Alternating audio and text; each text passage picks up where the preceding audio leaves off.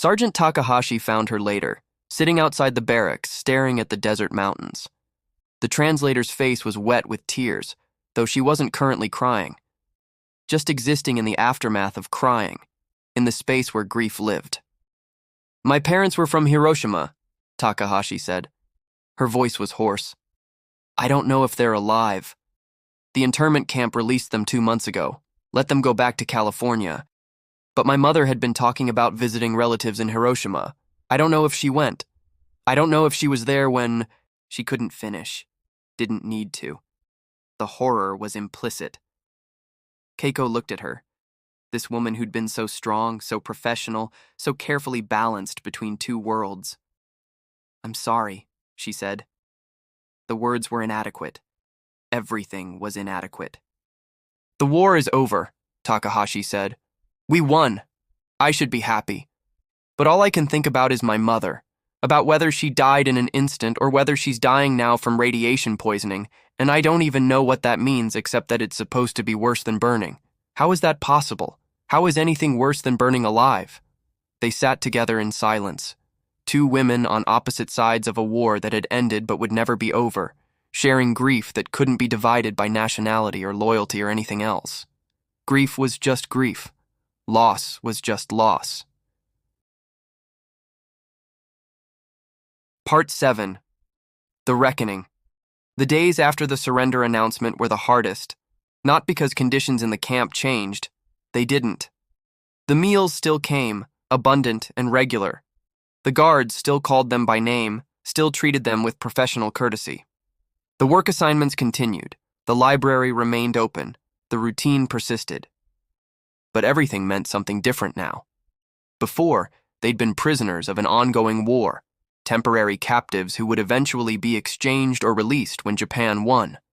Now they were prisoners of a defeated nation, survivors of a lost cause, living evidence of Japan's failure and shame. Some men in the camp attempted suicide. Hangings in the barracks, slashed wrists in the bathrooms, one man who tried to provoke a guard into shooting him by attacking with a makeshift weapon.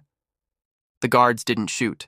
They restrained him, got him to the infirmary, had him watched constantly until the crisis passed. Even then, even when given justification for violence, the Americans chose mercy. It was maddening. Michiko disappeared for 3 days.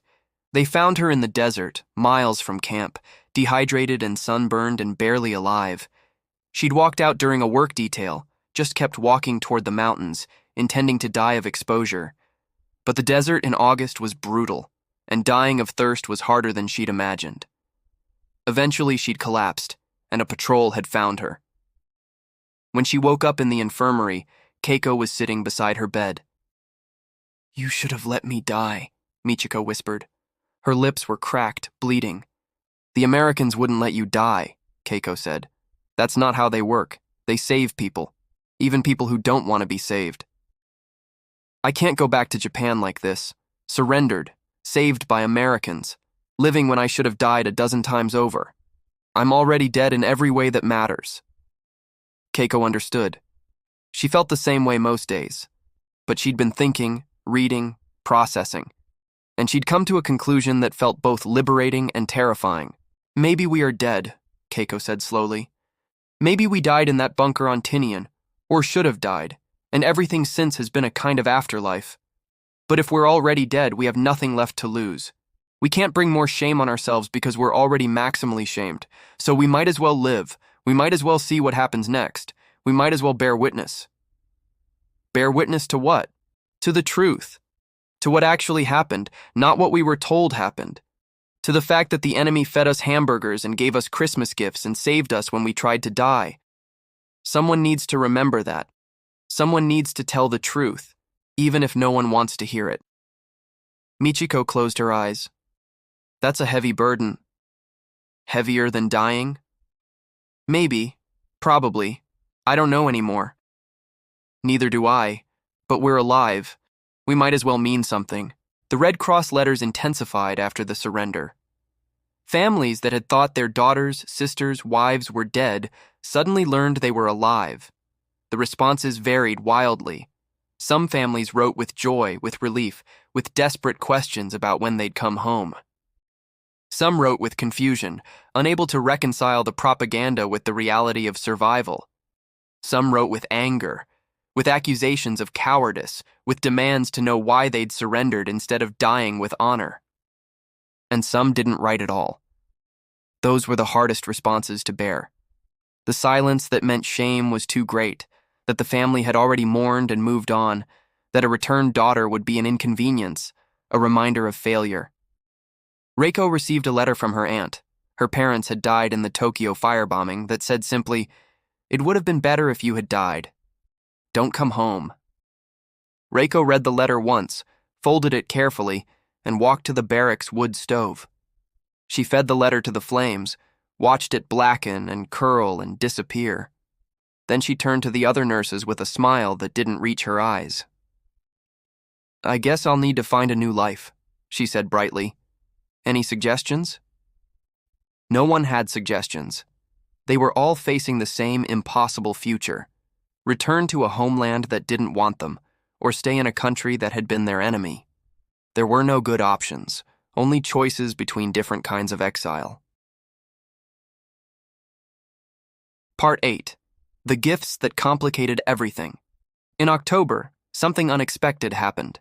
A letter arrived at the camp addressed to the Japanese nurses.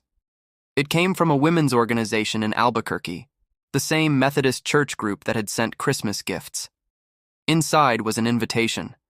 The ladies of the Albuquerque Methodist Church Women's Auxiliary would like to invite the Japanese female prisoners of war to a tea social to be held at the church, with transportation and supervision provided by the U.S. Army. "We believe that women should know women regardless of nationality. We would be honored by your presence." Colonel Harrison delivered the invitation personally, through Sergeant Takahashi looking uncomfortable. "You're under no obligation to accept," he said. "This is entirely voluntary. But I think it might be good for you, and for them, a chance to meet as people, not as enemies." The 8 nurses looked at each other. The idea was absurd, dangerous, impossible. Meet with American civilians? Sit in a church? Drink tea with women whose sons or husbands they might have treated wounds inflicted by Japanese soldiers? "I'll go," Keiko heard herself say. "I want to meet them. I want to see who these people are who send gifts to prisoners." Slowly, the others nodded. Even Michiko, still weak from her desert attempt, agreed to come. Curiosity was stronger than fear. Or maybe they'd just lost the capacity for fear. When you'd already lost everything, what was left to lose? The church was a small building with white walls and a simple cross set among cottonwood trees that were turning gold in the autumn light. American women in their Sunday dresses stood outside, nervous and excited and clearly having second thoughts about this entire endeavor. The nurses climbed out of the army truck in their prisoner uniforms, simple dresses made from repurposed military fabric, and for a moment, the two groups just stared at each other across a divide that seemed wider than the Pacific. Then an older woman with white hair and kind eyes stepped forward. She didn't speak Japanese and the nurse's English was limited, but Sergeant Takahashi translated as the woman said, "Welcome. Thank you for coming. We're so glad you're here." The tea social was awkward, stilted, full of long pauses and misunderstandings. But it was also genuine. The American women had baked cookies, made sandwiches, prepared tea in their best china. They asked questions through the translator. "Where are you from? Do you have family? What was life like before the war?" Keiko found herself talking to a woman named Margaret, whose son was in the Navy, currently stationed in occupied Japan. Margaret showed a photograph. A young man in uniform, serious-faced, probably 22 or 23. "I worry about him," Margaret said through the translator. "I worry he'll come home changed, that he'll have seen too much, that the war will have taken something from him he can't get back." "He will be changed," Keiko said honestly. "War changes everyone, but not all change is destruction. Sometimes change is growth. Sometimes surviving means becoming someone new." Margaret looked at her with understanding that transcended language. "You speak from experience. I speak from survival." They sat in silence, sipping tea. Two mothers. Well, Margaret was a mother. Keiko was just imagining what motherhood might have been like in a different life. sharing the universal fear that war created, that the people you loved would be consumed by it, would return as strangers, would never return at all. At the end of the social, the church women gave each nurse a small package. Inside Keiko's was a sweater, hand-knitted in soft blue wool, along with a note. For the cold desert nights, may you be warm and safe. With Christian love, Margaret. On the truck ride back to camp, Reiko clutched her package, a knitted scarf and matching hat, and said quietly, "I don't understand. Why are they kind to us? We're the enemy." "We're the enemy," Sachiko corrected. "The war is over." "Is it?" Michiko's voice was bitter. "Or did it just change shape, from combat to this, whatever this is, psychological warfare by kindness?" "It's not warfare," Keiko said. "It's just human decency. That's what makes it so hard to process.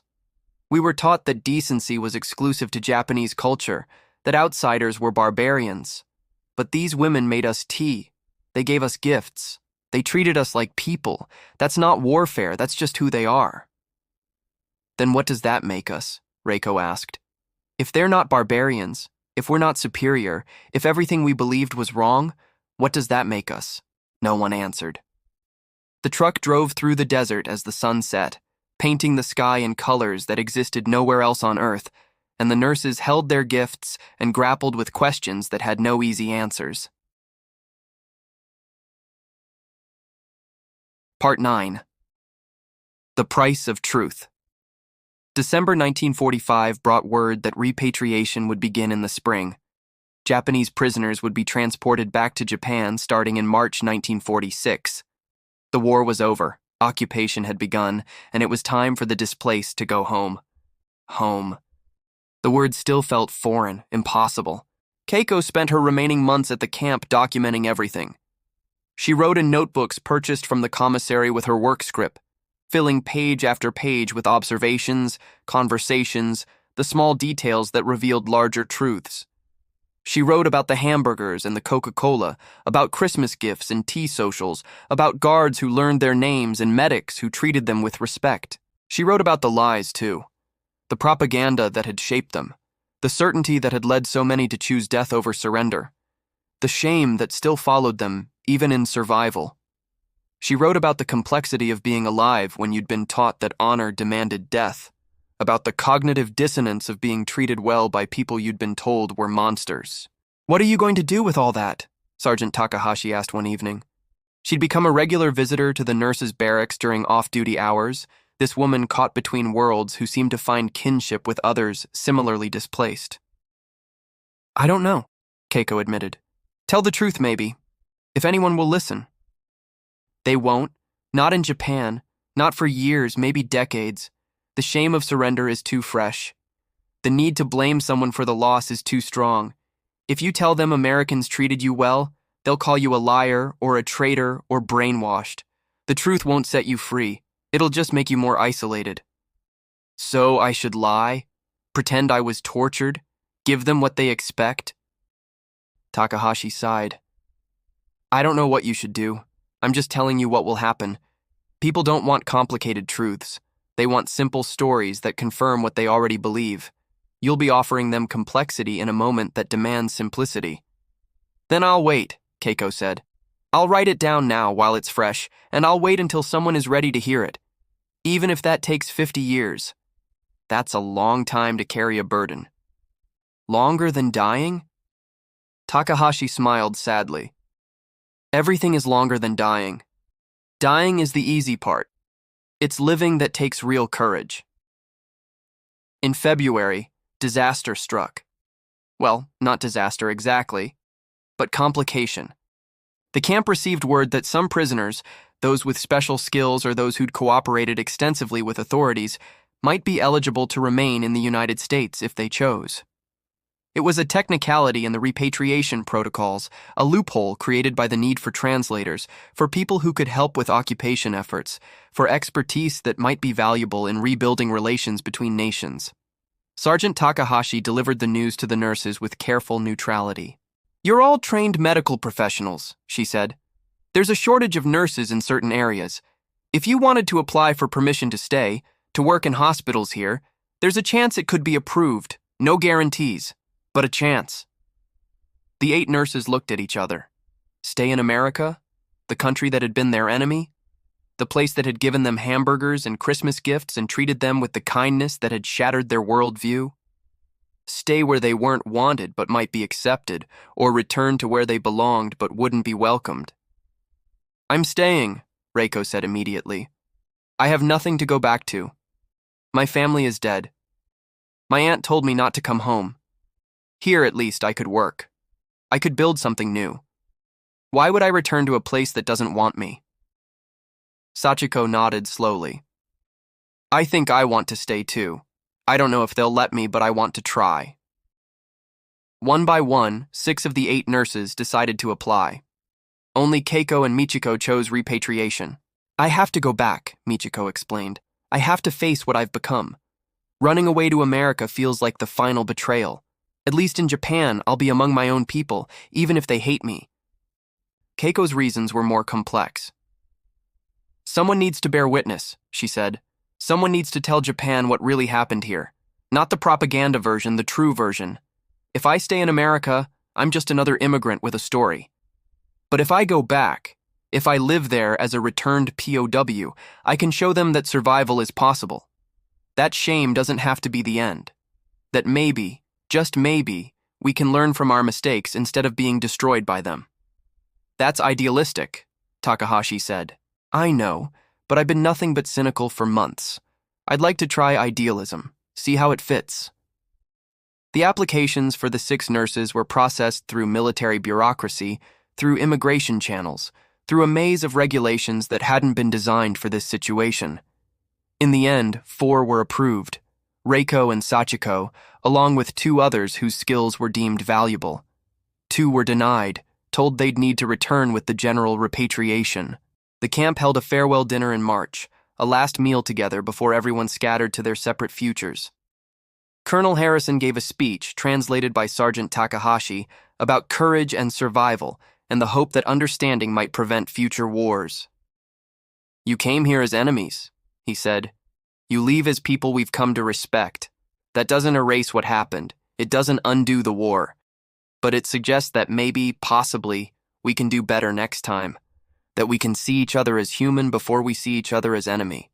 That's worth something. The meal was steak, baked potatoes, salad, apple pie. American abundance one last time. Keiko ate slowly, memorizing the taste, knowing it would be years, maybe decades, before she had food like this again. Japan was starving. Occupation meant American food aid, but resources were scarce, distribution was complicated, and returning POWs would be last priority for everything. After dinner, Sergeant Takahashi pulled Keiko aside. I got word about my mother, she said. Her voice was carefully controlled. She wasn't in Hiroshima when the bomb fell. She was in California. She's alive. That's wonderful, Keiko said and meant it.